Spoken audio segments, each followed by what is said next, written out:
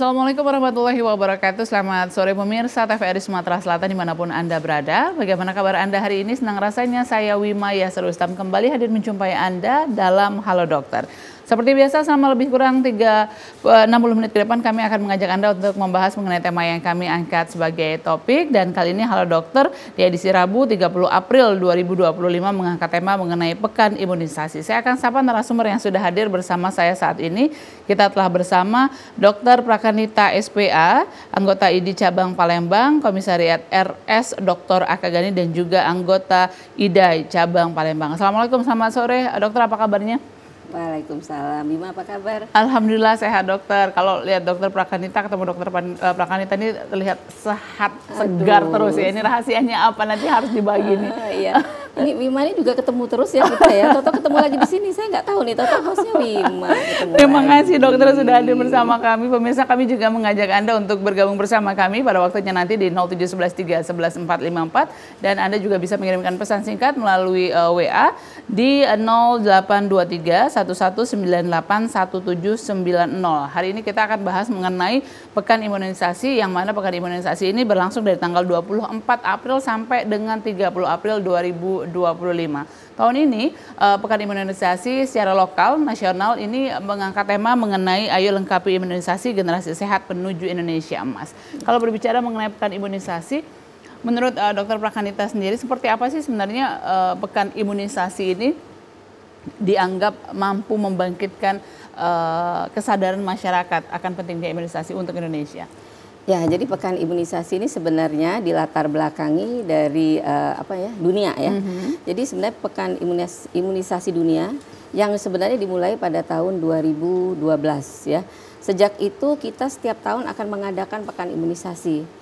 Jadi seluruh dunia nih sebenarnya bukan hanya di Indonesia saja ya. Jadi setiap akhir pekan bulan April setiap tahun sejak 2012 kita lakukan. Jadi negara yang terlibat tuh ada 180 negara termasuk Indonesia. Begitu. Jadi awalnya dari itu. Jadi gunanya gini, kan selama ini kita tahu nih imunisasi ini tetap ya ada yang tidak imunisasi. Jadi cakupan kita sendiri adalah masih kurang. Bahkan menurut data WHO 2023 untuk global dunia itu masih sekitar 14,5 juta ya, data 2023 nih yang belum terimunisasi DPT polio atau disebut juga dengan zero dose ya.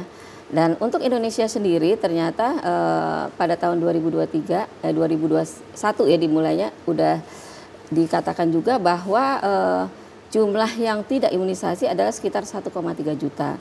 Tapi dengan melalui perjuangan semua masyarakat, pemerintah, pada tahun 2023 kita sudah mencapai 600 ribuan yang tidak diimunisasi. Jadi menurun.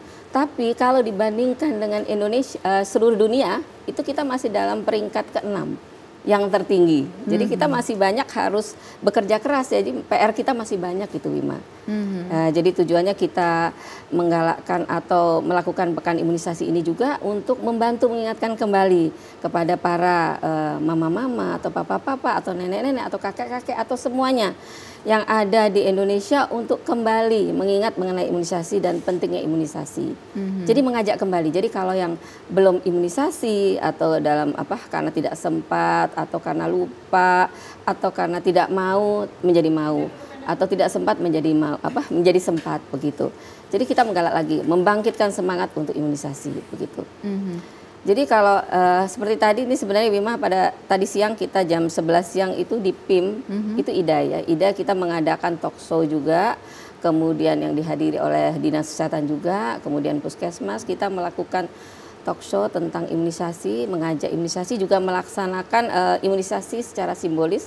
Tadi ada sebanyak kurang lebih 100 orang yang imunisasinya belum lengkap atau yang akan kejar imunisasi telah dilakukan begitu. Jadi membangkitkan lagi ya. Harusnya ini memang menjadi membangkitkan kesadaran ya bagi orang tua bahwa anaknya ini memang sebenarnya harusnya diimunisasi. Kalau misalnya kita lihat di lingkungan kita memang mungkin orang tua sudah sadar akan imunisasi, tapi ternyata di balik itu semua seperti fenomena gunung es masih banyak juga ya dok, ternyata masih banyak yang tidak mau atau memang sengaja tidak melakukan vaksinasi, memilih untuk tidak diimunisasi. Ya, Ada yang tidak mau imunisasi, dia tahu bahwa ada imunisasi yang harus dilakukan kepada anak-anak. Tapi memang mereka menolak, itu ada. Tapi ada yang memang kurang pengetahuan, dia tidak tahu jadwal imunisasi. Jadi mungkin imunisasi sekali kemudian tidak hadir, tidak datang. Tapi ada juga yang takut imunisasi karena katanya efeknya bahaya, bahkan ada yang nyebut-nyebut autis segala macam. Padahal itu kan sebenarnya hoax aja ya.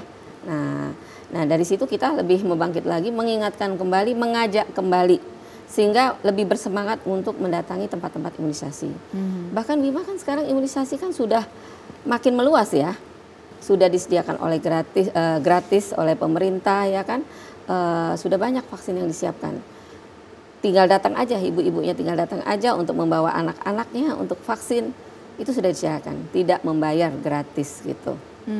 Nah ini juga dalam kesempatan yang berbahagia hari ini dok, ini juga mungkin bisa dibagikan kepada pemirsa di rumah. Sebenarnya kesadaran akan vaksin ini mungkin tidak mengetahui imunisasi ini sebenarnya tujuannya untuk apa sih? Mungkin pada saat itu kan tidak langsung efeknya tidak bisa langsung dirasakan oleh orang tua, tidak bisa melihat apa sih bedanya vaksin sama tidak vaksin, tuh anak-anak saya sehat-sehat saja begitu. Nah ketidaktahuan ini mungkin yang menjadi salah satu alasan kenapa sih orang tua masih belum melek imunisasi begitu. Ya. Tapi kalau kita sebagai dokter kan sudah lihat lingkungan bagaimana yang tidak imunisasi. Kalau dulu kan kalau kita dengar cerita zaman dulu ya, mungkin Wima pernah dengar tuh adanya cacar ya, yang muka-muka bopeng di mana-mana ya. Tapi kalau sekarang kan kita tidak jumpai. Betul. Karena kita sudah bebas cacar. Karena semua pada saat itu sudah diimunisasi dengan cacar sehingga terjadi pemutusan rantai. Jadi tidak ada lagi penyakit cacar tersebut. Nah, contoh juga ada suatu daerah yang mungkin saya tidak perlu disebutkan tempatnya, itu menolak imunisasi polio ya. Ada banyak anak-anak di daerah situ yang kena polio. Jadi gitu. Jadi sebenarnya kalau tidak katanya sehat, itu kalau dibandingkan anak yang imunisasi ataupun yang tidak imunisasi, tentu yang sehat, lebih sehat yang imunisasi. Kan apalagi sekarang imunisasi makin berkembang. Yang selain yang ada di program pemerintah, kita juga punya imunisasi yang tambahan. Sebenarnya kayak misalnya nih anaknya sering batuk pilek, kita ada imunisasi influenza. Kemudian banyak lagi yang lain ya. Apa itu? Penyakit TBC dapat dicegah dengan imunisasi BCG. Itu kan banyak sekali. Dan sebenarnya imunisasi adalah tujuannya adalah untuk mencegah biar tidak sakit ya. Atau kalaupun kena sakit dia akan ringan, ya. Jadi imunisasi adalah suatu usaha dengan memasukkan suatu zat aktif ke dalam tubuh kita, dan zat aktif itu akan dapat mencegah terhadap penyakit tertentu. Tapi ini bersifat spesifik. Jadi maksudnya kalau dia vaksin hepatitis B atau imunisasi hepatitis B itu spesifik untuk mencegah terhadap penyakit hepatitis B. Jadi memang jenis vaksinnya banyak, Wima. Memang kita memerlukan effort untuk pergi lagi, datang lagi ya. Setiap bulan iya, gitu ya dok? Ada jadwal-jadwalnya. Mungkin untuk awal-awal kelahiran kita setiap bulan, tapi makin lama nanti akan makin jarang gitu. Jadi memang ini juga yang harus digarisbawahi kepada orang tua di rumah yang anak saya sudah vaksin kok bulan lalu, itu sebenarnya harusnya berulang begitu ya. Misalnya bulan ini jenis vaksinnya apa, kemudian bulan depannya juga vaksinnya berbeda begitu. Kemudian pengulangan ini mungkin nanti di 3 bulan berikutnya, ke 6 bulan berikutnya.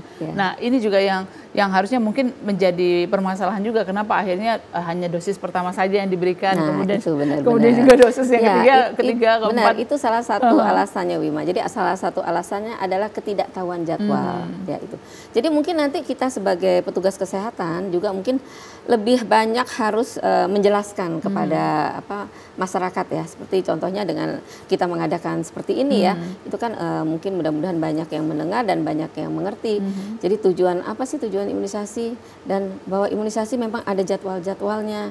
Dan kita juga sebagai petugas kesehatan harus selalu mengingatkan kembali kepada ibu-ibu itu atau bapak-bapak untuk tetap datang kembali. Nah, biasanya kan kalau setiap yang datang itu Wima dia kan punya buku tuh, ada buku KIA ya, buku ibu dan anak itu. Di situ ada juga buku untuk vaksin. Biasanya kalau yang di puskesmas atau posyandu itu sudah ditulis sebenarnya vaksin-vaksin yang harus dilakukan pada bulan ini apa aja. Itu sebenarnya sudah ditulis. Jadi mungkin kita juga tetap memilah ya. Mungkin tidak setiap orang tua mungkin harus dijelaskan dengan sekali mengerti. Jadi kita kadang-kadang harus menjelaskan berkali-kali ya itu juga harus kita lakukan sepertinya. Jadi kita tetap tidak putus asa menjelaskan kembali begitu. Dok, sebenarnya dari umur berapa sih anak-anak dari umur berapa sampai umur berapa imunisasi ini yang wajib itu harus diberikan kepada anak dari usia awal kelahiran sampai dengan mungkin mereka beranjak remaja ya kalau begitu? Ya. Jadi sebenarnya imunisasi memang benar. Kalau anak, yang dimaksud dengan anak tuh sebenarnya usia 0 sampai 18 tahun, Wima. Jadi kalau anak, kalau vaksin ini dimulai segera setelah bayi baru lahir. Jadi dalam 24 jam pertama setelah lahir itu sebaiknya dapat imunisasi hepatitis B. Tapi masih bisa ditunggu sampai usia 7 hari. Kalaupun belum dapat ya, misalnya vaksinnya dalam keadaan kosong atau bagaimana ya. Atau melahirkan sendiri begitu ya. Atau melahirkan di mana, jauh dari tempat, itu masih bisa dikejar dalam waktu 7 hari. Itu namanya vaksin hepatitis B, walaupun yang idealnya sih dalam 24 jam pertama. Kemudian selanjutnya usia 1 bulan itu ada imunisasi BCG dengan polio. Ini kita jelaskan yang ada di pemerintah dulu ya. Nah, usia 1 bulan itu ada imunisasi BCG dengan polio. Kemudian pada usia 2 bulan itu udah banyak imunisasinya. Kita melakukan penyuntikan seperti tadi, itu sebenarnya pada saat IDAI tadi kita contohkan, ini yang suntikan yang nggak apa-apa itu. Tadi disuntik kanan kiri, itu yang kanan ada bayi 2 bulan, tadi yang kita lakukan di acara IDAI tadi, suntikan DPT polio HIV hepatitis B, itu disuntik di sebelah kanan, kemudian di sebelah kiri itu ada imunisasi PCV. Kanan kiri disuntik. Kemudian ada tetes polio, kemudian satu lagi tetes rotavirus untuk mencegah diare. Itu pada usia 2 bulan sudah diberikan semua. Pada usia 3 bulan diulang sama seperti ini. Vaksinnya sama pada usia 3 bulan. Kemudian pada usia 4 bulan PCV-nya belum diberikan tapi diganti dengan OPV IPV, yaitu polio dalam bentuk suntikan. Jadi tetap suntiknya kanan kiri, kemudian masih tetap ada tetesnya. Tapi PCV-nya diundur sampai usia 12 bulan. Itu yang program pemerintah sekarang. Setelah itu usia 9 bulan kita ada imunisasi MR, ya, campak rubella. Itu. Usia 1 tahun itu baru imunisasi PCV 3. Kemudian nanti ada booster usia 18 bulan itu DPT polio HIV. Kemudian satu lagi adalah imunisasi MR kedua. Untuk daerah-daerah endemis itu ada tambahan yaitu imunisasi JE, Japanese encephalitis, itu sudah dilaksanakan juga. Itu untuk mencegah radang otak. Tapi tidak semua daerah, baru yang daerah-daerah endemis. Gitu.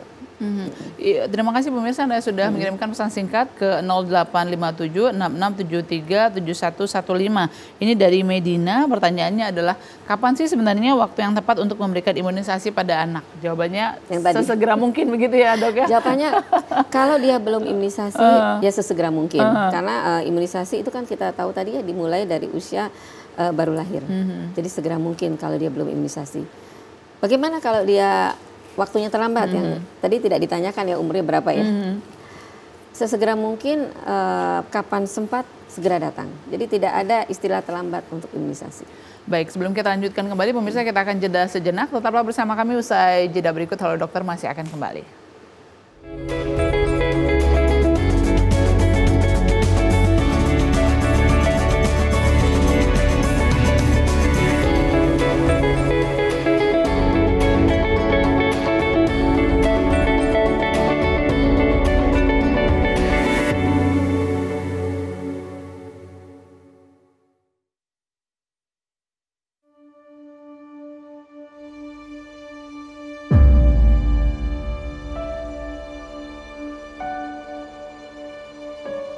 Kami menyadari perjuangan kami tak lagi mengangkat senjata.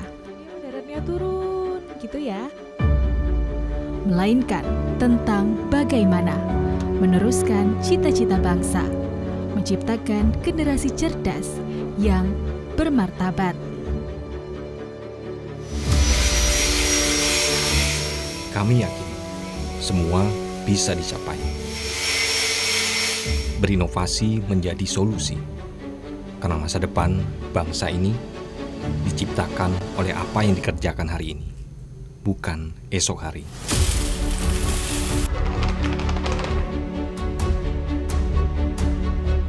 Kami sadar tak perlu menjadi yang hebat untuk membangun negeri ini, melainkan fokus mengembangkan kreativitas akan lebih berarti bagi yang menikmati.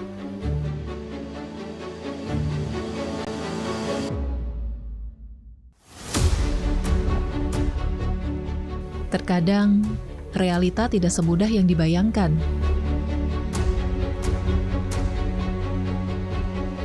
Kami tak pernah menyerah pada apa yang dihadapi. Setelah ini, apakah ada pengolahan lebih lanjut lagi dari Bukan sebatas informasi, tapi tentang bagaimana mengabarkan kebenaran hari ini untuk perubahan di masa depan. Sampah bukan hanya tanggung jawab pemerintah saja, namun juga tanggung jawab kita semua. Demikian kondisi terkini kami laporkan. Siapapun dan dari manapun kami Tetap pemuda Indonesia.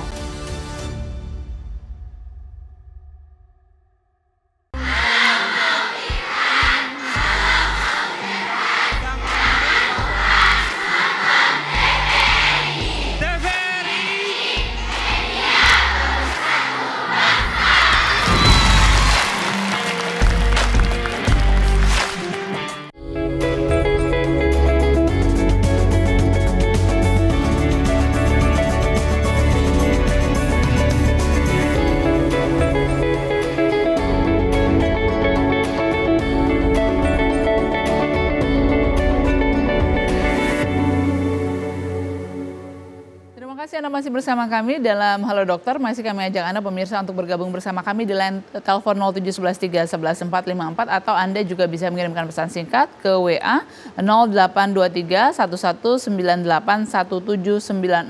Saat ini kita sedang membahas mengenai Pekan Imunisasi bersama Dr. Prakanita SPA, anggota ID Cabang Palembang, Komisariat RS Dr. Akagani, dan anggota IDAI Cabang Palembang. Baik Dok, kita lanjutkan kembali tadi yang menanyakan mengenai bagaimana sih, kapan sih waktu yang tepat untuk imunisasi pada anak. Dan kalau misalnya sudah terlewat nih usianya yang harusnya vaksin di usia katakanlah 3 bulan, kemudian dia 5 bulan baru sadar, oh ya ternyata si anak ini belum imunisasi, apa yang harus dilakukan?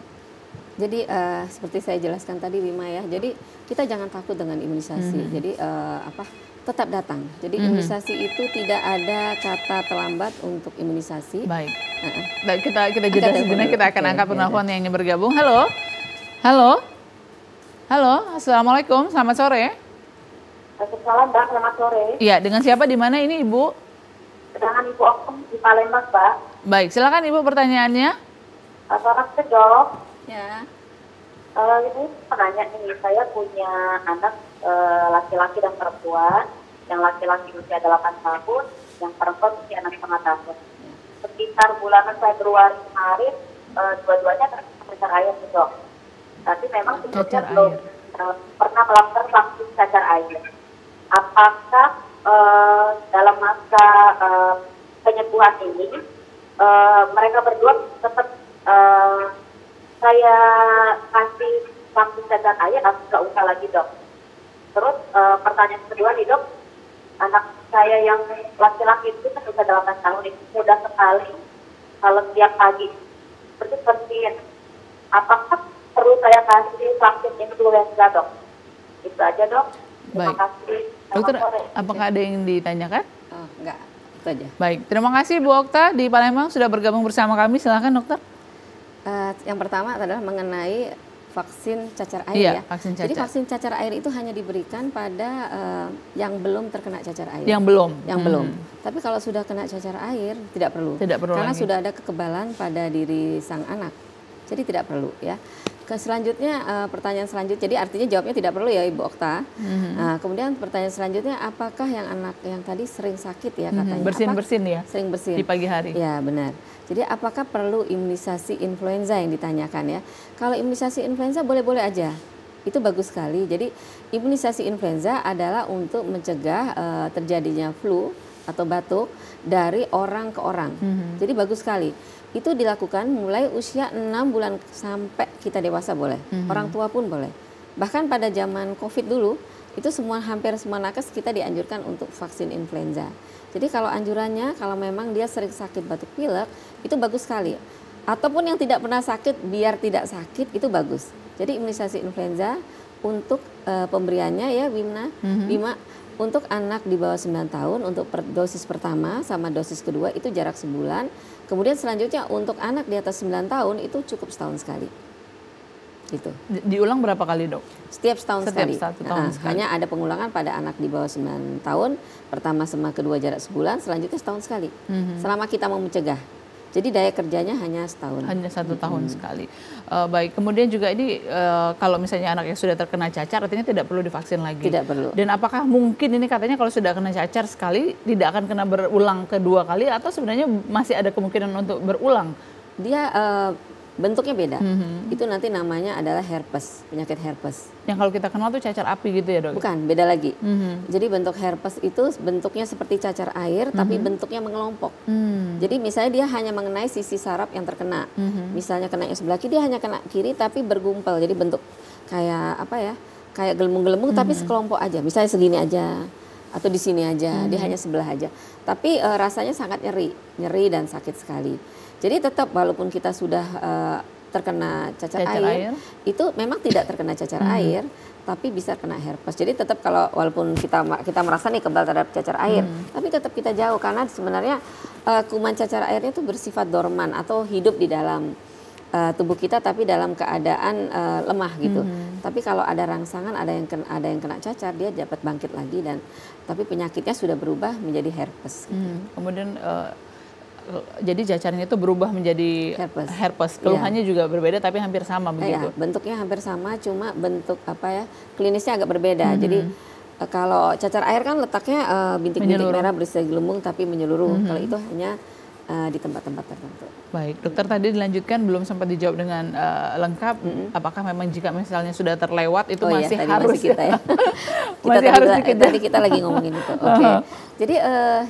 Jadi imunisasi itu kapanpun datang kalau saya prinsipnya kapanpun kita datang kalau imunisasinya belum lengkap itu bisa kita lengkapi. Dan kalau yang program pemerintah yang sekarang, ini kita bicara program pemerintah dulu ya. Jadi kalau program pemerintah ini yang saat ini itu namanya adalah imunisasi kejar. Jadi kapanpun dia datang kalau memang belum imunisasi kita dapat berikan. Dan ini sekarang diberikan pada anak usia 5 tahun ke bawah. Semua jenis imunisasi yang saya sebut tadi itu bisa diberikan.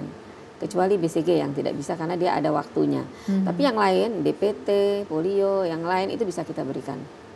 Satu lagi rotavirus, karena rotavirus usia sampai 6 bulan batasnya. Dan untuk BCG masih bisa diberikan ya.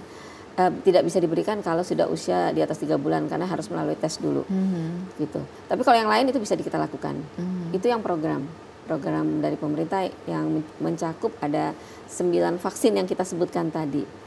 Kalau yang imunisasi lain itu ada nanti imunisasi program dokter anak atau program IDAI. Itu yang tambahnya tadi yang ditanyakan Ibu Okta. Jadi ada imunisasi cacar air, kemudian ada imunisasi influenza, kemudian nanti ada imunisasi tipes, hepatitis A. Untuk yang sekarang ada penyakit kaki tangan dan mulut. Orang awam suka bilangnya virus Singapura, tapi kita tidak boleh sebutnya virus Singapura, tapi penyakit kaki tangan dan mulut. Karena nanti mengarah, oh nih dok, pasien saya nggak pernah ke Singapura kok jadi sakit ya katanya. Padahal itu jadi penyakit kaki tangan dan mulut. Dan yang terakhir adalah penyakit DBD tadi ya, vaksin DBD. Tuh, itu yang tambahan. Wah, ini sebenarnya kalau misalnya sudah dilengkapi si anak ini dengan vaksin ya insya Allah ya kesehatannya juga mudah-mudahan bisa lebih terjaga begitu ya dok ya. Dan itu juga merupakan salah satu hak anak ya. Hak anak itu kan untuk sehat, harus tumbuh optimal. Jadi selain apa itu? Selain makanan kita perlu kesehatan.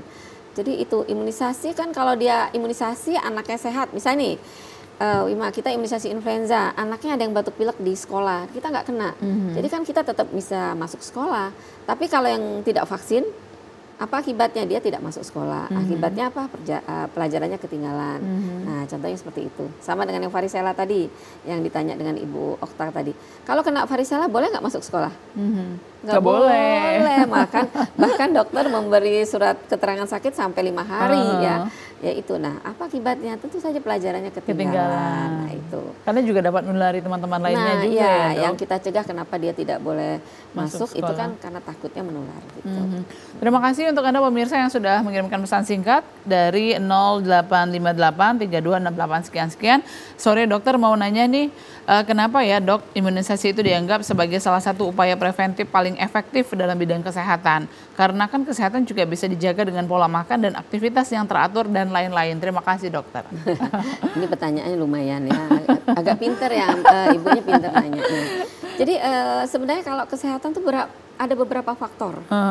Jadi bukannya hanya utama imunisasi, tapi benar kata Ibu tadi, makanan juga perlu. Tapi makanan itu kan untuk tumbuh dan kembang si anak, tapi kan tidak mencegah penyakit, ya. Jadi tetap kita untuk mencegah penyakit yang datang, itu kita tetap perlu perlindungan terhadap dengan melakukan imunisasi.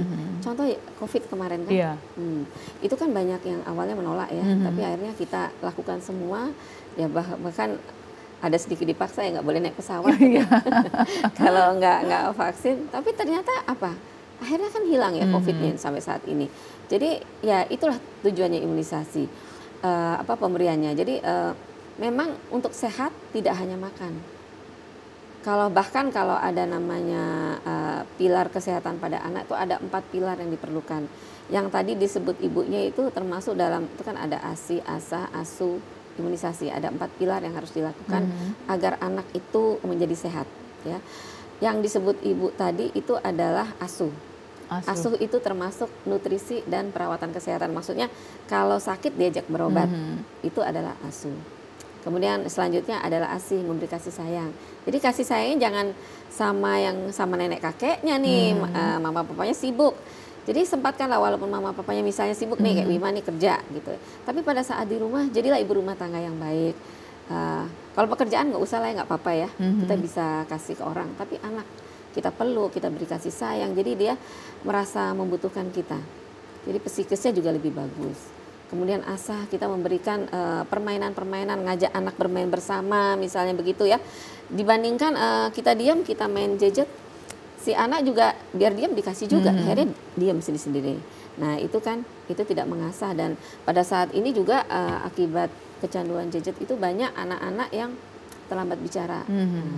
Yang keempat yang sudah kita sebut-sebut tadi adalah imunisasi. Jadi sebagusnya empat-empatnya itu kita lakukan. Jadi bukan hanya salah satu. Jadi jawabannya juga bukan hanya imunisasi saja, tapi semuanya kita lakukan. Gitu. Jadi memang sebenarnya imunisasi ini sangat mempengaruhi kesehatan si anak. Mereka akan tumbuh dan berkembang dengan lebih baik ya diharapkan ya dok ya dengan imunisasi. Iya kan dengan kalau dia badannya sehat, anak-anak kan juga akan tumbuh kembangnya lebih bagus nih. Lebih besar kan. Kalau dia sakit kan makanan yang kita makan kan untuk memberi kekuatan tubuh juga untuk melawan penyakit tadi. Tapi kalau kita sehat kan makanan yang masuk jadi untuk tumbuh kembang, untuk tinggi badan, untuk berat badan begitu. Jadi kita semuanya harus kita lakukan. Baik, tapi sebagian orang juga masih berpikir bahwa ada zat-zat tertentu di vaksin ini nantinya takutnya berefek samping, atau bahkan juga ada juga yang mengatakan bahwa vaksin tidak usah imunisasi karena mungkin dia disinyalir bahan-bahannya itu terdiri dari bahan-bahan yang katakanlah tidak diperbolehkan oleh agama. Nah, seperti apa sih menjelaskan ataupun juga mendobrak katakanlah norma yang saat ini mungkin dipikirkan oleh sebagian masyarakat seperti itu sehingga mereka enggan untuk imunisasi? Sebenarnya kalau masyarakat mau sadar, mau buka mata, sebenarnya kita lihat saja orang yang vaksin sama yang tidak vaksin, apa bedanya? Kelihatan yang anak-anak yang vaksin itu akan lebih sehat ya, tidak terkena penyakit-penyakit tertentu. Yang saya contohkan tadi yang polio tadi, kalau nggak vaksin kan anaknya daerah tertentu tuh kena polio semua karena mereka menolak vaksin. Ternyata kena semua. Contohnya seperti itu. Yang kasat mata sebenarnya kelihatan. Tidak ada. Sampai saat ini belum ditemukan zat-zat yang berbahaya. Karena untuk penelitian suatu vaksin bisa diedarkan luas itu memerlukan proses yang bertahun-tahun, lama sekali untuk membolehkan seseorang dapat menerima vaksin tertentu. Contohnya varicella, cacar air. Itu saya ingat Wima, ya kan saya sudah besar nih, sudah tua nih, sudah punya cucu. Waktu saya waktu itu di Bali, anak saya waktu itu umur berapa ya saya lupa, 3 tahunan. Itu ada pertama uji coba imunisasi varicella. Jadi seluruh Indonesia pada waktu itu belum ada, tapi diuji cobanya di Bali. Kebetulan saya tinggal di Bali waktu itu. Jadi anak saya kena diuji coba. Sampai saat ini kedua anak saya tidak pernah kena cacar air. Padahal karena waktu itu kan belum ada nih vaksinnya, belum dijual, belum dijual bebas. Jadi tidak kena sampai sekarang kan. Nah, artinya vaksin itu efektif ya. Dan uji cobanya pada tahun itu 97 lah waktu vaksin itu. Dan vaksin varicella baru beredar di Indonesia itu sekitar tahun 2016. Lama kan, jadi prosesnya dari 95 ke seingat saya 2016 ya kurang lebih. Nah itu kan lama. Jadi prosesnya itu tidak sebentar. Jadi itu pun sudah uji coba di luar negeri dulu, baru kita uji coba di Indonesia. Cocok atau tidak begitu? Iya, semua itu uji coba. Gitu. Sama dengan vaksin DBD sempat waktu itu ada yang ditarik kan, karena ternyata tidak sesuai. Jadi semua yang saat ini itu adalah vaksin-vaksin yang sudah melalui uji coba. Jadi jangan ragu begitu jangan ya. Ragu. Baik, sebelum kita lanjutkan kembali pemirsa, kita akan jeda sejenak. Tetaplah bersama kami usai jeda berikut. Halo Dokter masih akan kembali.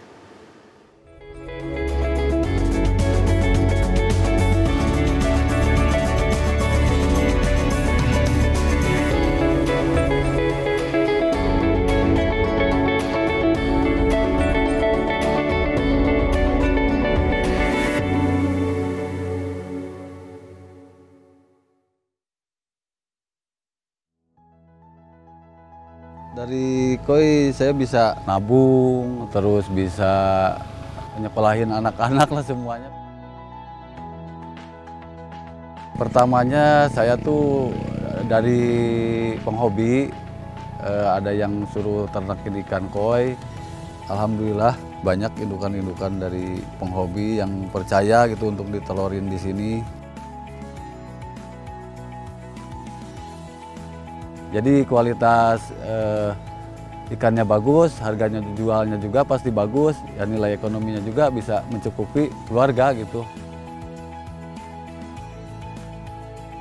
Kalau untuk pemula gampang banget ya, bisa di lahan kecil seperti pet terpal gitu untuk peternak, punya sepasang indukan, misalnya jantannya 3, betinanya 1, udah netes 3 hari, 4 hari baru pindah ke kolam yang lain. Insya Allah bisa gampang lah ke depannya.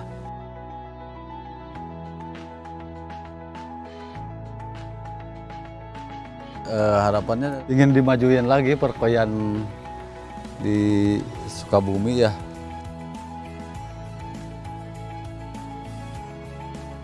Ayo dukung perekonomian rakyat, petani cerdas, petani sejahtera.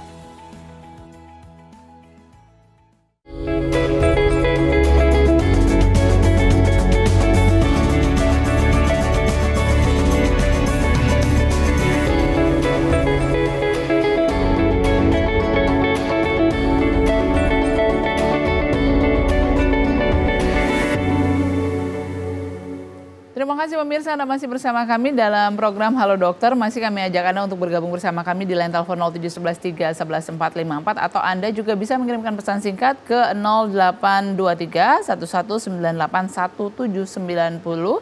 Masih bersama narasumber kami Dr. Prakanita SPA, anggota IDI Cabang Palembang, Komisariat RS Dr. Akagani dan anggota IDA Cabang Palembang. Baik, Dr. Prakanita, ini prakteknya di mana, Dok? Sebagai seorang dokter kita bisa 3 tempat nih. Yang pertama saya di Rumah Sakit Dr. Akagani, kemudian di Rumah Sakit Hermina, sama praktek pribadi di Apotek Zazah. Setiap hari? Setiap hari. Setiap hari. Di jam pagi, siang atau? Ada jadwalnya. Ada jadwalnya bergantian lah. Pokoknya tiap hari saya ada praktek paginya, kemudian ada praktek malamnya gitu. Jadi kalau kesadaran akan vaksin yang langsung ditangani biasanya kan kalau orang tua itu biasanya mau vaksin nih ke dokter anak langganan begitu ya, Dok ya. Bagaimana sih respon mereka ataupun juga respon orang tua dan juga antusias orang tua itu untuk vaksin itu kesadarannya seperti apa, Dok? Yang dokter alami sendiri? Sebenarnya kalau yang muda-muda nih, mama-mama muda ya, papa-papa muda itu sebenarnya sudah lumayan, kesadarannya sudah bagus ya. Jadi tapi akan beda ya, yang datang sebenarnya datang ke rumah sakit di Dr. Akagani sama di maksudnya praktek pribadi itu agak berbeda. Memang kalau yang di pribadi itu lebih banyak ke arah vaksin-vaksin yang di luar program dokter pemerintah. Jadi dia mencari tambahan. Jadi artinya mereka ke tempat kita itu sudah tahu tentang vaksin-vaksin tambahan, yaitu yang program dari IDAI. Jadi biasanya kita tidak terlalu menjelaskan karena mereka sendiri sudah mengerti. Bahkan mereka sudah tahu nih, misalnya contoh nih, dokter udah punya belum nih PCV kayak PCV itu kan ada jenis-jenisnya, ada PCV 10, 13, 15, 20. Mereka akan tanya yang udah itu, tanya yang tertinggi. Kadang-kadang ditanya ya, waktu PCV-nya PCV berapa dok? Katanya yang ada. Oh gitu. Salah satu pertanyaannya dia, mereka itu sudah mengerti, siap untuk divaksin, sudah siap untuk divaksin. Bahkan mereka kadang-kadang memilih yang terbaik. Itu biasanya seperti itu. Tapi ada juga, tapi saya tidak membedakan antara yang memilih program yang mana, itu semua bagus. Jadi kalau kita punya rezeki lebih, tidak ada salahnya kita melengkapi vaksin yang disediakan oleh pemerintah secara gratis. Itu kan pemerintah sudah berupaya tuh menyiapkan. Dan sebenarnya kalau pribadi itu mahal-mahal itu vaksin-vaksin yang disiapkan oleh pemerintah. Tapi jadi sayang sekali kalau masyarakat tidak vaksin, tidak menggunakannya. Jadi makanya kita ini lagi, kita bangkitkan lagi. Jadi kalau yang datang ke pribadi itu kebanyakan sudah mengerti, tapi yang ke rumah sakit kadang-kadang tidak mengerti, jadi tetap kita jelaskan lagi. Kayak penjelasannya agak lebih banyak begitu. Kemudian juga yang datang tergantung juga nih, kita mau pakai yang mana nih vaksinnya, yang mau yang lengkap atau yang mana, tapi semua kita layani. Jadi apapun semua bagus, yang penting vaksin, jangan nggak vaksin, itu aja. Nah ini juga pertanyaan dok, apakah tadi kan memang pemerintah sudah menyediakan vaksin yang katakanlah tidak berbayar begitu ya dok ya. Ada juga kemudian juga ketika kita ke dokter anak nih biasanya juga kan ada grade-grade-nya begitu. Nah seperti apa sih dok? Apakah memang tergantung grade itu sangat mempengaruhi isi vaksin, atau sebenarnya grade ini adalah ada unsur yang ditambahkan saja sehingga ini sedikit lebih baik mungkin daripada yang tidak berbayar, atau sebenarnya seperti apa dok? Tapi biasanya kalau orang Palembang lebih suka yang berbayar ya. Ya itu sih sebenarnya semuanya boleh-boleh aja. Karena kalau sudah dimasukkan ke dalam program pemerintah, artinya kan itu kan berarti udah aman. Ya. Dan sekarang tergantung dari pasien untuk memilih mau yang mana dia. Tadi pada saat imunisasi biasanya semua saya jelaskan. Efeknya seperti apa, kemungkinannya seperti apa. Tapi relatif semua aman karena sudah masuk dalam program pemerintah. Jadi tidak ada vaksin yang jelek ya. Tapi yang penting yang jelek adalah yang tidak vaksin. Benar kan? Yang jelek yang tidak vaksin. Kalau vaksin nggak apa-apa dilengkapin. Tapi kalau minimal kita vaksin yang dapat cuma-cuma dari pemerintah. Itu minimal kita harus ambil semua. Jadi yang udah disediakan pemerintah jangan disia-siakan, tapi diambil semua. Kemudian kalau kita punya rezeki lebih, ya tidak salahnya kita lengkapi dengan yang lain. Begitu. Paling perbedaannya demam dan tidak demam biasanya begitu ya dok. Ya ada beda. Tapi kalaupun pemilihan yang demam, Bima misalnya di posyandu, puskesmas kan itu kan akan diberikan obat kan. Nah diberikan obatnya. Memang kecuali memang mereka sangat khawatir ya boleh memilih yang mana ya. Tapi sebenarnya pada saat di puskesmas juga sudah diberikan obat sih, obat turun panasnya itu gitu. Baik, terima kasih juga pemirsa untuk Anda yang sudah mengirimkan pesan singkat dari 0823 111839 sekian. Selamat sore dokter, saya mau tanya kalau anak terkena tipes, apakah setelah sembuh harus diberikan vaksin tipes? Kemudian terus vaksin tambahan untuk anak kelas di atas 6 tahun, apakah ada yang gratis dok? Seperti PCV, influenza itu apakah harganya mahal? Seperti apa dok? Silakan. Jadi pertanyaan yang pertama adalah imunisasi yang di atas 2 tahun ya, imunisasi tipes. Ya, kalau di atas 2 tahun itu ada imunisasi tipes. Itu bisa diberikan. Sudah pernah kena tipes ataupun tidak, kita boleh tetap berikan karena tipes kan juga jenisnya banyak gitu ya. Itu diberikan pada anak di atas 2 tahun, tetap kita anjurkan untuk imunisasi. Biasanya sebulan setelah sakit itu boleh, minimal sebulan, jadi jarak sebulan dari sakit kita boleh berikan imunisasi tipes. Dan imunisasi tipes ini akan diulang 3 tahun sekali sampai kapan dia mau cegah, jadi daya kerjanya sampai 3 tahun. Kayak Wima misalnya mau vaksin boleh, masih ya, bisa gitu. Jadi tidak ada batasan umur. Seperti tipes, influenza itu tidak ada batasan umur. Nah, tadi ada pertanyaan lagi yang di atas 6 tahun, dia bilang ada nggak sih yang gratis dari pemerintah? Itu ada imunisasi HPV untuk anak perempuan, untuk CA cervix, untuk kanker serviks. Itu bagus sekali sebenarnya. Nah, itu gratis dari pemerintah. Jadi diberikan pada anak sekolah usia kelas 5 SD sama kelas 6 SD. Itu udah gratis. Jadi ibu bisa ambil, ikuti program imunisasi yang di sekolah gitu ya. Itu pada kelas 5 SD, kelas 6 SD itu ada imunisasi HPV hanya untuk wanita. Padahal itu kalau berbayar cukup mahal ya dok ya? Mahal, itu bisa di atas 1 juta, ya. 2,5 juta biasanya satu kali vaksin. Nggak sampai sih, tapi biasanya di atas 1 juta. Gitu. Kemudian ini seperti vaksin PCV, influenza itu apakah harganya mahal dok? Kalau influenza tidak terlalu mahal, dia di bawah, nggak apa boleh ya kita sebut harga di sini. Pokoknya influenza tidak terlalu mahal ya. Kalau PCV sedikit lebih mahal.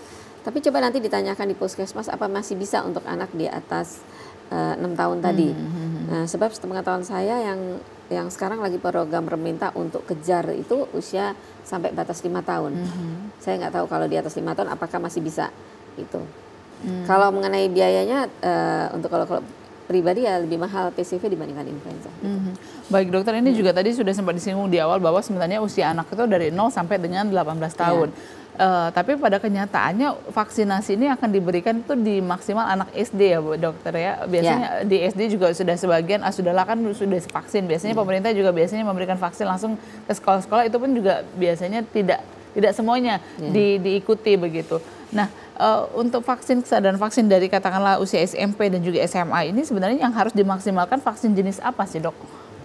Ya, kalau memang program pemerintah saat ini masih sampai di situ ya, Hima ya. Jadi hanya diberikan pada yang tadi anak usia sampai 2 tahun sampai 18 bulan, itu adalah program rutin yang diberikan pemerintah. Tapi sebenarnya masyarakat harus memanfaatkan saat ini karena sekarang lagi ada program imunisasi kejar. Jadi yang belum mendapatkan yang usia rutin 2 tahun ke bawah itu bisa ke puskesmas sampai batas usia 5 tahun kita masih dilayani saat ini. Jadi masih boleh datang. Jadi kalau yang di atas 5 tahun itu yang di anak sekolah tadi yang kita sebutkan.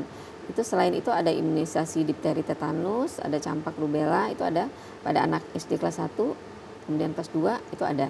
Kemudian ada campak rubella, terus kemudian ada juga program imunisasi yang dadakan misalnya kayak PIN polio, PIN MR, itu tetap sebenarnya kalau pada saat PIN itu biasanya gratis dan tidak memandang usia anak.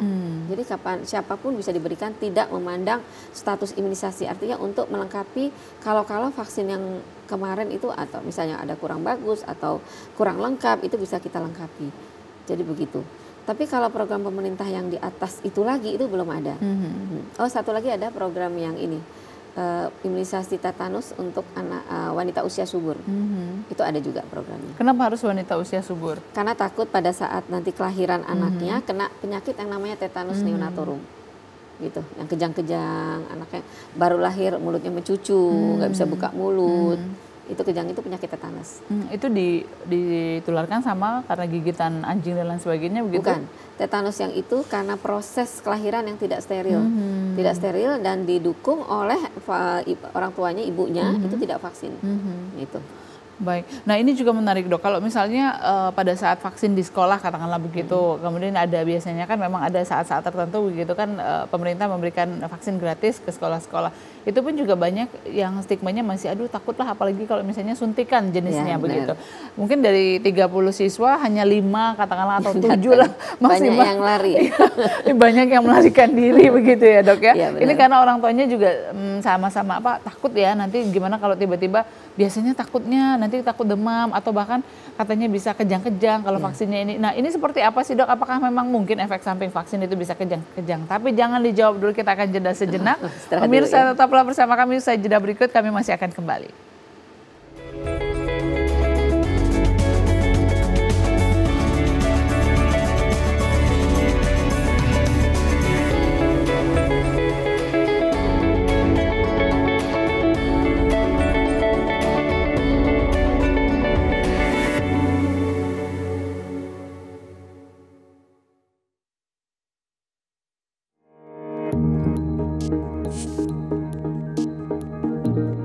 Seiring perkembangan teknologi dan menghadapi era digital, TVRI Sumatera Selatan terus berupaya beradaptasi dengan teknologi terkini.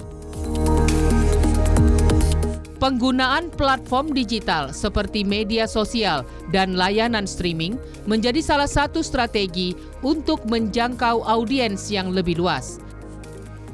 Kebutuhan informasi yang semakin dinamis menjadikan TVRI Sumatera Selatan terus berkembang dengan menghadirkan berbagai program yang menarik dan bermanfaat.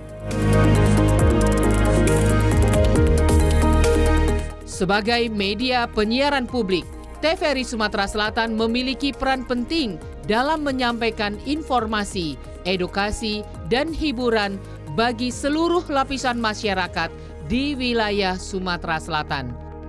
Dengan komitmen untuk terus berkembang dan beradaptasi dengan zaman, TVRI Sumatera Selatan akan tetap menjadi sumber informasi terpercaya serta media pelestari budaya lokal bagi generasi mendatang. Sehingga TVRI Sumatera Selatan siap mendukung kepala daerah dan wakil kepala daerah di Sumatera Selatan untuk menyukseskan Sumsel maju terus untuk semua.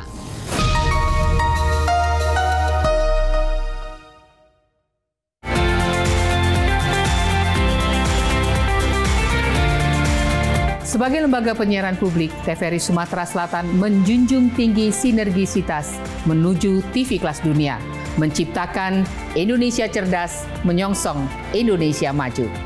TVRI Sumatera Selatan bertekad menjadi TV publik, mampu menjembatani kepentingan masyarakat dan pemerintah. TVRI Sumatera Selatan telah bersiaran di satelit Telkom 4, sehingga dapat dinikmati seluruh masyarakat Sumatera Selatan hingga ke pelosok daerah.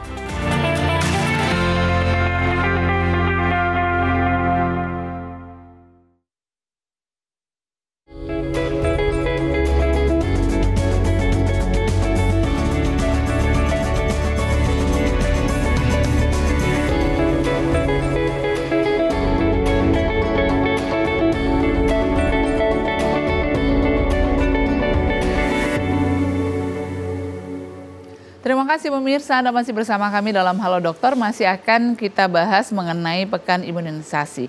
Baik dokter, kita lanjutkan kembali. Ini tadi sebelum jeda sempat disinggung mengenai apa sih sebenarnya efek samping dari vaksin. Orang banyak mengatakan yang dikhawatirkan itu adalah yang paling parah adalah kejang-kejang begitu anak-anak. Apakah memang seperti itu atau bagaimana dok? Jadi sebenarnya kalau efek samping kejang itu tidak ada ya, efek samping langsung anak tuh jadi kejang itu tidak ada. Tapi ada kalau vaksin menjadi demam itu memang ada. Tapi sebenarnya demam itu tidak perlu kita takuti. Jadi kalau pada anak-anak yang tidak punya riwayat keluarga kejang demam, ya memang kalau kejang demam itu kan suatu bawaan. Karena pada saat anak demam, walaupun tidak vaksin pun kalau dia demam dia bisa kejang. Jadi bukan karena vaksinnya sebenarnya, tapi karena proses demamnya. Ya, jadi vaksin memang ada yang menimbulkan demam, tapi tidak semua vaksin menimbulkan demam. Tapi demam itu juga bisa masih merupakan salah satu reaksi dari tubuh karena ada kemasukan benda asing. Jadi kan nggak apa-apa sebenarnya. Yang harus hati-hati kalau diberikan pasien yang menimbulkan efek panas itu pada pasien yang dengan riwayat keluarga dengan kejang demam. Tapi itu bisa kita pilih. Jadi kalau dia punya rezeki lebih juga kita dapat pilih. Pilihlah vaksin yang tidak menimbulkan demam. Itu ada. Itu sebenarnya vaksin DPT yang disebutkan tadi. Tapi kalau vaksin-vaksin lain itu tidak menimbulkan panas yang tinggi. Ya, maksudnya biasa-biasa aja lah, habis vaksin angkat-angkat sedikit, ringan begitu. Hanya efek daripada pemberian vaksin ada kemasukan benda asing dalam tubuh ya tentu saja kita polisi dalam tubuh kita bergerak lah gitulah. Itunya makanya menimbulkan agak sedikit hangat ya, tapi tidak bahaya. Jadi jangan salah pengertian bahwa kejang itu disebabkan oleh karena pemberian vaksin. Tapi memang bawaan dari tubuh si anak itu dia mempunyai bawaan dari keluarga yang kejang demam. Jadi kita tetap harus berhati-hati. Atau kita sebelum vaksin pada anak-anak yang punya riwayat itu kita berikan dulu obat panas baru bisa disuntik. Tapi itu kan hanya vaksin DPT yang seperti itu. Yang lain kan tidak menimbulkan panas. Jadi jangan takut ya di ibu-ibu ya di rumah bahwa tidak semua vaksin menimbulkan demam. Yang ada efek demam itu hanya vaksin DPT. Tapi itu tetap pada saat habis imunisasi itu tetap diberikan pencegahan demam atau pengobatan demam yaitu dengan memberikan obat-obat anti demam. Begitu. Baik. Jadi jangan jadi salah pengertiannya begitu ya. Nggak boleh ya. Jadi takut deh. Jadi takut. Jadi Jadi vaksin tidak menimbulkan kejang, yang menimbulkan kejang adalah demamnya dan itu merupakan bawaan dari seseorang. Jadi bukan karena vaksinnya. Baik, Dok, kemudian apakah ada kondisi-kondisi tertentu si anak ini tidak dianjurkan untuk vaksin begitu, Dok, atau misalkan harus ditunda terlebih dahulu jika anak tidak memenuhi kriteria ataupun juga persyaratan untuk vaksin? Ya, jadi sebenarnya kan kalau setiap anak datang untuk vaksin itu dilakukan pemeriksaan dulu, ya, misalnya di situ ada dokternya, biasanya dokter anaknya akan periksa, ataupun misalnya di posyandu atau di puskesmas ada dokter umumnya akan meriksa, atau nanti di situ ada ibu bidannya yang periksa kalau misalnya di posyandu atau pustu-pustu begitu kan. Nah, itu akan diperiksa pertama adalah temperaturnya, anaknya ini demam atau enggak. Kalau dia tidak demam dalam keadaan sehat pasti boleh imunisasi. Kemudian ada batuk pilek enggak? Batuk pilek kan batuk biasa atau yang berat? Kalau yang berat kan nanti disertai dengan tarikan nafas atau tarikan dinding dada yang cekung-cekung di dalam, itu jelas tidak boleh. Tapi kalau hanya pilek sedikit itu nggak masalah untuk vaksin. Jadi kalau yang ringan-ringan saja itu boleh vaksin. Jadi vaksin ini kan bukannya memasukkan benda berbahaya ya, tapi zat aktif yang menimbulkan reaksi untuk mencegah atau terjadinya kekebalan pada diri seseorang. Jadi kalau untuk yang itu biasa kita lakukan pemeriksaan dulu. Jadi artinya tidak boleh demam tinggi yang jelas, atau tidak boleh demam, tidak boleh sakit, tapi kalau hanya pilek-pilek ringan itu masih oke. Jadi memang sebenarnya tidak ada efek samping yang harus dikhawatirkan begitu ya, tidak Dok? ada. Sampai saat ini tidak ada efek samping ringan. Bahkan kita kalaupun ada efek samping yang didapat itu harus dilaporkan. Jadi kita semua sebenarnya punya datanya. Jadi Dinas Kesehatan akan menampung kalau misalnya ada reaksi akibat pemberian vaksin, semua akan ditampung. Nanti akan dilakukan penelitian ulang kenapa misalnya menimbulkan reaksi begitu. Itu semua sudah ada program-programnya. Jadi untuk saat ini sih belum ada kejadian yang berat gitu, belum ya. Dokter, apa sih yang baik ini? Ada pertanyaan dari 0812-7362 sekian-sekian. Dokter bertanya nih, sakit step itu karena faktor apa? Nah itu ya. Jadi dia lebih tertarik dengan step ya. Step itu adalah kejang demam yang disebutkan step itu ya. Step itu kejang demam. Itu merupakan penyakit bawaan dari suatu keluarga. Jadi tidak semua orang kena. Biasanya terkena pada keluarga-keluarga yang mempunyai riwayat step juga sebelumnya. Misalnya kita tanyakan nanti ada sepupunya atau ada orang tuanya yang pernah step. Tapi tidak seluruh orang kena step itu. Jadi udah bawaan dalam tubuh si seseorang. Orang lain dengan panas 395 itu biasa aja. Paling kita kasih obat turun panas itu akan turun. Tidak menimbulkan kejang bahkan sampai 40. Karena pada tubuhnya tidak punya bawaan untuk kejang. Tapi pada anak lain hanya suhu 38 dia bisa kejang. Jadi artinya bukan karena tinggi panas dari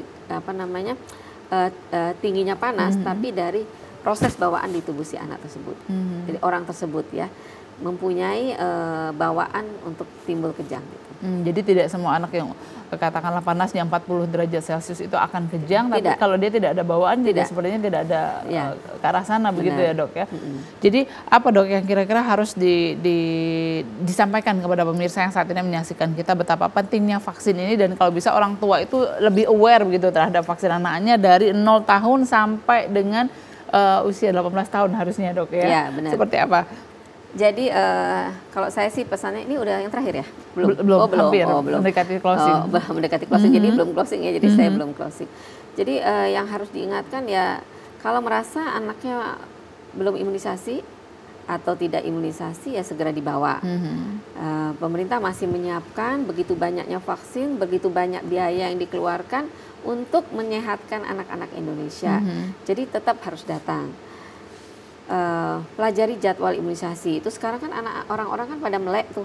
Melek, bisa lihat di Google. Buka aja jadwal imunisasi pemerintah. Jadwal imunisasi Ikatan Dokter Anak Indonesia. Itu nanti akan keluar semua itu. Jadwal-jadwalnya. Kita ikuti saja itu. Jadi lebih, bahkan sekarang kan ada TikTok, ada Instagram, itu semua bisa kita lihat kan. Itu ada semua. Jadi kita lebih melek. Tapi hati-hati dengan hoax. Contohnya misalnya nih, ada yang nyebut-nyebut kalau habis suntik MMR kena autis ya gitu ya. Itu kan sebenarnya tidak ada, itu hoax semua itu. Jadi jangan takut. Jadi yang imunisasi MMR tidak kena autis. Yang tidak imunisasi kena autis itu banyak sekali. Jadi artinya tidak ada hubungan antara autis dengan vaksin. Jadi tetap datang. gitu.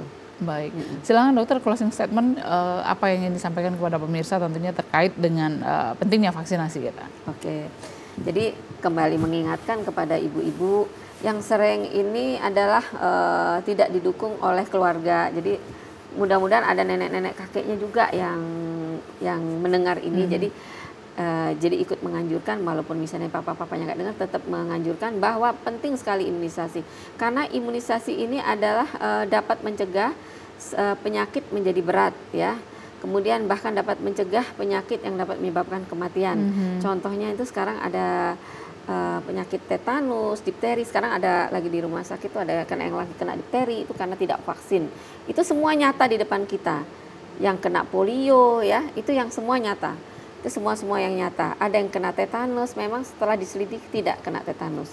Saya juga mendapat pasien yang kena batuk rejan, pertusis. Itu matanya sampai merah, ada perdarahan di mata. Banyak sekali kejadiannya itu. Jadi artinya banyak sekali anak-anak yang tidak mendapat imunisasi DPT. Jadi segeralah bagi ibu-ibu, bapak-bapak yang ada di rumah segera membawa anaknya.